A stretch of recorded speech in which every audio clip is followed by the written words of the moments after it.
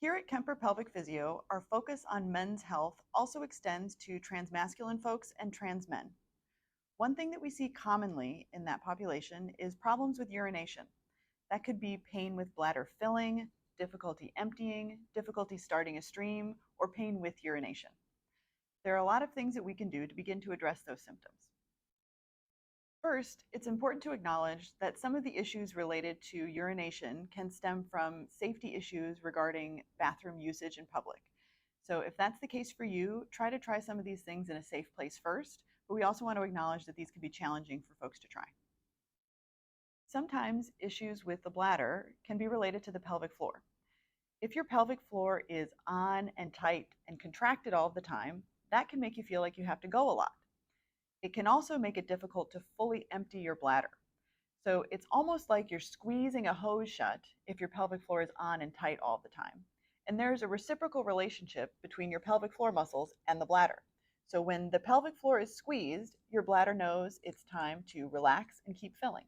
When the pelvic floor is relaxed, that means it's time for the bladder to fully empty. And so if you have that hose squeezed, sometimes it can be difficult to fully empty. And it can also lead to pain during urination if your pelvic floor won't relax while you're going. In order to address any symptoms that might be a result of your pelvic floor, you have to first learn how to find and utilize your pelvic floor. So the pelvic floor is also connected to your breath. When you breathe in, the diaphragm comes down, and your pelvic floor also comes down and relaxes with it at the same time.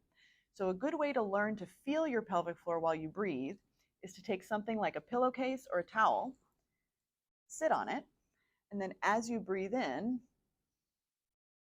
feel your pelvic floor going into that towel with the inhale. So just easily breathe in, and you can feel your pelvic floor move. And that's the way it should feel during urination as well. Another thing to think about is to try to make your belly soft. If your belly is soft while you're breathing, then your pelvic floor can also relax because it's connected to your abdominals and your diaphragm, and the whole system works together. So if you can find your pelvic floor, then you can learn to let it go. Transmasc folks and trans men have the option of sitting or standing to urinate. Sitting can be a good way to help your pelvic floor relax, but you might feel more comfortable in standing, and so your pelvic floor is going to be more relaxed in that position. In whatever position you're in, try those tips about letting everything relax. But if those aren't enough for you, you can also try leaning in different directions. So maybe leaning back will help you. Maybe leaning forward will help you, again, just to get that good relaxation and good flow. Or you can also think about foot position. So it might be helpful, instead of having your feet pointed straight forward, have them turned out just slightly as you try to urinate, again, trying to keep everything soft and relaxed so you can completely empty without pain.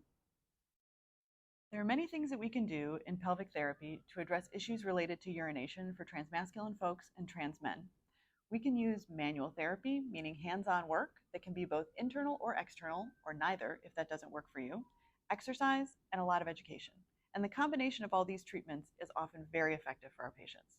So if you're having trouble, come see us at Kemper Pelvic Physio. You can check us out, kemperpt.com, and we'd be happy to answer any questions you have before you come in. We try to provide an affirming environment, and we are here to help you.